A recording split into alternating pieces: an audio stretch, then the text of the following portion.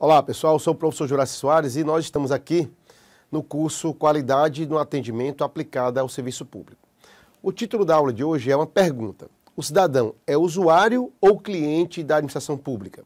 Essa pode parecer uma pergunta sem maiores implicações, mas não é. A prestação de serviços públicos decorre de uma relação da administração pública como um dever do Estado.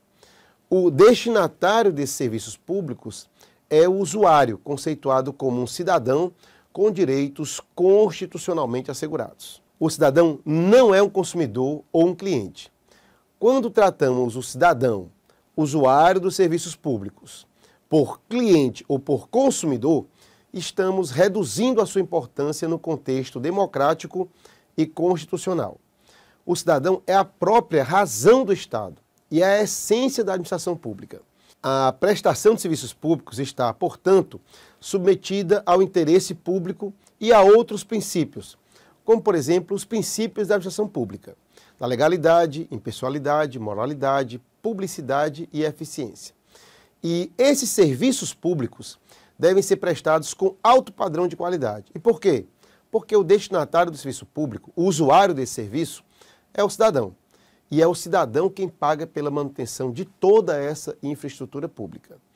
Há uma discussão teórica relacionada a esse assunto. Hoje é muito comum lermos e assistirmos, eventualmente, consultores, principalmente da iniciativa privada, se referirem ao cidadão pelo termo cliente ou consumidor, forçando uma comparação da administração pública com uma empresa privada. Ocorre que tais profissionais fazem uso indevido desse termo e projetam essa comparação ilegal pelo simples desconhecimento das mais básicas noções de direito constitucional e administrativo. Há autores que defendem, outros combatem vigorosamente essa questão da visão empresarial na administração pública, onde a administração seria tratada como uma empresa e que teria os seus serviços voltados para o cliente, que é o cidadão, que é a sociedade. Na verdade, o cidadão é o próprio titular da cidadania. E a administração pública tem a obrigação de prestar-lhe o melhor tipo de serviço possível, sendo esse o seu fim primeiro, o seu fim principal. Então, será adequado tratarmos os usuários de serviços públicos como meros consumidores, ignorando a dimensão da cidadania envolvida? Não. Não se pode fazer uma transposição pura e direta de um setor para o outro. Em outras palavras, a eficiência e a eficácia não podem corresponder exatamente aos mesmos significados no setor público e no setor privado. O serviço público é dever do Estado destinado ao cidadão. O que precisamos entender é que o cidadão, ou seja, o destinatário, o usuário do serviço público, é toda a sociedade.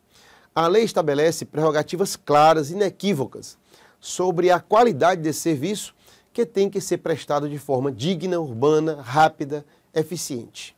Então, na gestão do atendimento, o setor público necessita elevar sempre o padrão dos serviços que são prestados ao cidadão. E para quê? Para aumentar a capacidade das organizações públicas para o fornecimento dos serviços desejados. Vamos imaginar hoje a quantidade de demanda que existe nos órgãos públicos. Se não forem criados e aperfeiçoados novos canais de atendimento, nas mais variadas formas, a administração pública deixará de cumprir com a sua missão. Em uma próxima aula, vamos falar sobre as ações de governo eletrônico, com o uso de ferramentas tecnológicas.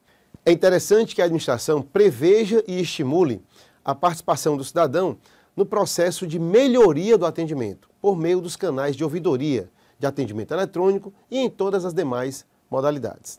Esses canais devem estar cada vez mais disponíveis para atender e receber dos cidadãos as demandas, sugestões, críticas e até denúncias, que podem realmente desembocar em ações que viabilizem a melhoria do serviço público. O serviço público deve seguir seu aperfeiçoamento por meio da eliminação de gargalos e pela criação de processos mais ágeis e mais efetivos. É preciso levarmos em conta também que o cidadão vem se tornando mais exigente em relação aos serviços públicos a que tem direito. Ele começa a perceber melhor que ele é o titular desse serviço, porque é ele quem paga por isso tudo. Então, a partir do entendimento de que a administração pública existe para servir a sociedade, é que é possível efetivamente elevar o padrão dos serviços prestados, garantindo ao cidadão, garantindo à sociedade uma prestação de serviços de alto nível em respeito à sua condição de titular da cidadania. O fato que realmente percebemos é que cada vez mais o cidadão está ciente de seus direitos e passa a exigir cada vez mais e melhores serviços. Não só melhores serviços, como serviços mais baratos. Mas aí alguém pode argumentar, ora, mas o serviço público é de graça. Não, não existe serviço de graça. Todo serviço que o cidadão demanda e recebe é um serviço que custa dinheiro. E quem é que paga por isso? Ele, o próprio cidadão. A sociedade é quem paga. A sociedade entrega ao governo parte da sua riqueza, gerada com o trabalho em forma de impostos. E a sociedade passa agora a avaliar se o serviço prestado é caro ou é barato. Ou seja, se para prestar esse serviço o Estado está eventualmente gastando mal esse recurso público. É necessário também que daqui para frente, até com a disponibilização de informações na internet relacionadas ao custo de cada serviço, que o cidadão comece a avaliar quais são os serviços que ele recebe, mas que são muito caros e podem ser substituídos ou podem ser melhorados. Ou seja, podem ser otimizados para que o Estado aplique menos recursos e entregue mais serviços. Depois que o cidadão começa a ter essa noção, que é ele quem paga por toda essa infraestrutura, é que ele começa a ter uma visão mais crítica em relação à questão desse fator custo-benefício. Daqui em diante, muito mais frequentes serão as cobranças por uma prestação de serviços mais eficiente, menos oneroso aos cofres públicos, porque o cidadão passa realmente a perceber que é ele quem paga a conta. Bom, pessoal, essas são as informações básicas relacionadas a esse tópico específico.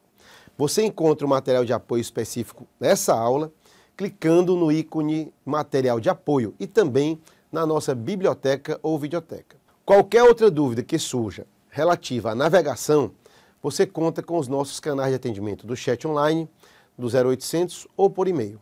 Ok, pessoal? Bom, não esqueçam de acessar os e-books relativos a cada aula e aprofundarem, o estudo relativo a cada um dos tópicos. Bom, por enquanto vamos ficando por aqui. Obrigado pela presença e participação. Espero contar com todos vocês em nossa próxima aula. Até lá!